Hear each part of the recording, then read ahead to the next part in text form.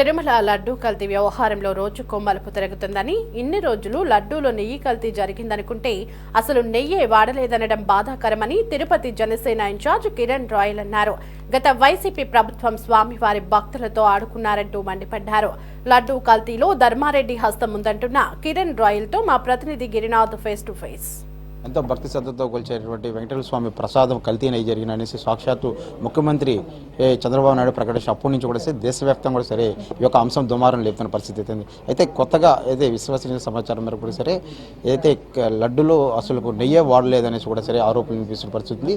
దీంతో మనతో మాట్లాడడం ఇదే అంశంపై మాట్లాడడానికి శ్రీవారి భక్తులు అదేవిధంగా తిరుపతి జనసేన ఇన్ఛార్జ్ అయినటువంటి కిరణ్ రాయల్ కానీ సార్ చెప్పండి సార్, ఏ విధంగా చూడొచ్చుంటారు ఈ అంశాన్ని? ఇందాక చెప్పానన్నా, పులిహోరలో పులి ఉండదు, తిరుమల లడ్డు నెయ్యి ఉండదు. బాధాకర విషయం అసలు. లడ్డు నెయ్యి తయారు చేసామని చెప్పి ప్రకటించడం, లడ్డూలు అసలు నెయ్యే కొనలేదు, నెయ్యే లేదు, కెమికల్స్తో చేశారు, పామాయిల్తో చేశారని చెప్పి విచారణ రావడం చాలా బాధాకరం. కోట్లాది మంది హిందువుల మనోభావాలు దెబ్బతీసేది కాదు, మమ్మల్ని మానసికంగా మాట్లాడిన. ఎందుకంటే మేము చాలామంది లడ్లు ఇచ్చుంటాం, లడ్డు తినుంటాం. అలాంటి లడ్డులో మీరు గోల్మాల్ చేశారు, ఎంత కక్కుర్తిపడి చేశారు అసలు. ఇది ఒక దేవుడి మీద మీరు ఆడుకున్నారు, వెంకటేశ్వర స్వామి భక్తులతో ఆడుకున్నారు. దీనిపైన తీవ్రమైన ఒక వ్యతిరేకత వచ్చిందంటే కూడా ఖచ్చితంగా చెప్తున్నాము, ఇది చాలా బాధాకరం.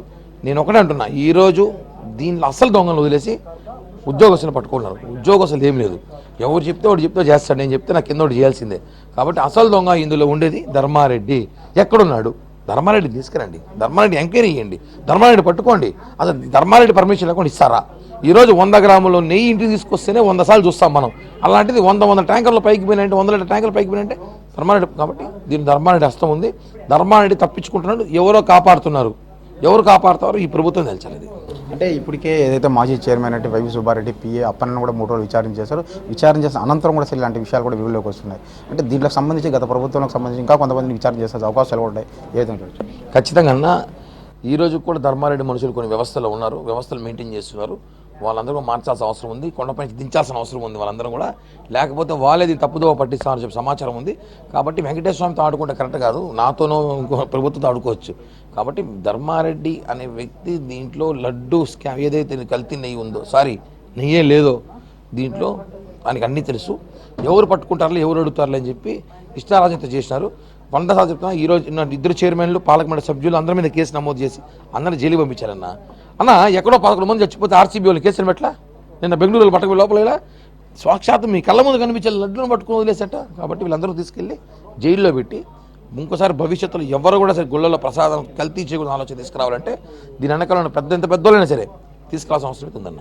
అదే ఇంత దుమారం లేపుతున్నప్పుడు కూడా సరే అట్లా ఎంక్వైరీ జరుగుతుంది. మరోపక్క ఇంతవరకు కూడా అధికారులు కూడా దీని మీద వెంటనే విచారణ చేపడతాం అంటున్నాక విచారణ అయితే జరుగుతుంది, కానీ ఎటువంటి చర్యలు తీసుకోవటం లేదు. అంటే ఈ కమిటీ పూర్తిగా తీసుకునేట్టుగైతే ఇంకొక ప్రభుత్వం కేవలం 4 సంవత్సరాలు మాత్రమే ఉంది. ఈ 4 సంవత్సరాలన్నా కనీసం పూర్తి చేస్తారనేసి కూడా భక్తులకి ఒక అపోహ ఉంది. అంటే ప్రభుత్వం వచ్చినప్పుడు ఏడాది అవుతున్నా, ఏడాది నుంచి కూడా కొనసాగుతున్నా, కానీ ఎటువంటి దాని మీద చర్యలు అయితే తీసుకునే పరిస్థితి. ఏ విధంగా చూస్తారు? ఈ ప్రభుత్వం వచ్చింది కాబట్టి దొంగలు బయటపడ్డారు, లేకపోతే ఇంకా అమ్ముకుంటారు లడ్లవి నెయ్యి వేసుకుని. ఈ ప్రభుత్వం బయటకు వచ్చింది కాబట్టి, ప్రభుత్వం వచ్చాక కాబట్టి మేము బయటకు తీసాం కాబట్టి ఇంత త్వరగా విచారణ 6 నెలల్లో చేపట్టాము. ఇంకా విచారణ త్వరగా చేపట్టి అసలైన నిందితులు పట్టుకోవాలని చెప్పి మా కోరిక. ఈ విషయాన్ని మేము మా నాయకుడు పవన్ కళ్యాణ్ గారు కూడా లేఖ రాయిపోతాం, చంద్రబాబు గారు కూడా చెప్తాం. సార్ అసలు దొంగ ధర్మారెడ్డి కూడా ఉన్నాడు, అతను కూడా విచారించిన అవసరం ఉంది, అతను పారిపోయే ప్రయత్నం చేస్తున్న సమాచారం ఉంది, అతను పట్టుకోండి అని చెప్పి చెప్తున్నాం. అంటే గతంలో ఏదైతే పరకామణికి సంబంధించి శివకుమార్ కావచ్చు, ఇలాంటి వాళ్ళని కూడా రవికుమార్ కావచ్చు, ఇలాంటి వాళ్ళని కూడా వదిలిపెట్టేసిన పరిస్థితి ఏ విధంగా? గతంలో 200 కోట్లు 140 కోట్లు స్కామ్ చేసి అతను పట్టుకొని అతని దగ్గర నుంచి తిరుపతిలో ఉన్న స్థానిక ఎమ్మెల్యే, అప్పుడున్న ఎమ్మెల్యే కొడుకు, అలాగే పైన తిరుమల పోలీస్ అధికారులు, ధర్మారెడ్డి వీళ్ళంతా కలిసి కొట్టేశారు డబ్బులు. దాదాపు కొట్టేసి అతను ఏం చేశారు తెలియదు.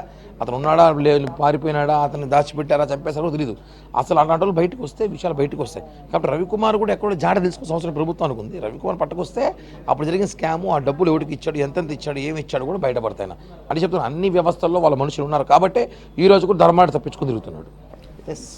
సకల శాఖ అధికారిగా వచ్చే ధర్మారెడ్డి ఉన్నాడు కాబట్టి ధర్మారెడ్డి వెంటనే పట్టుకుంటే కానీ ఈ యొక్క విషయంలో ఒక కొలిక్కి రాదంటూ కూడా కిరణ్ చెప్తున్న పరిస్థితిని. మొత్తం మీద అయితే రవికుమార్ లాంటి వ్యక్తులను కూడా సరే విచారించాల్సిన అవసరం కూడా ఉంది. ఎందుకంటే శ్రీవారి పరకామణికి సంబంధించి కోట్లాది రూపాయలు కూడా సరే ఆ రోజుల్లో ఏదైతే అవినీతి జరిగింది కాబట్టి వెంటనే అయితే ధర్మారెడ్డి, రవికుమార్ లాంటి వ్యక్తులను కూడా సరే అదుపులో తీసుకోవాలనేసి కూడా కిరణ్ చెప్తున్న పరిస్థితి ప్రస్తుతం తిరుపతిలో ఉంది. కెమెరామెన్ అశ్వత్, గిరి, సిటీ నోట్, తిరుపతి.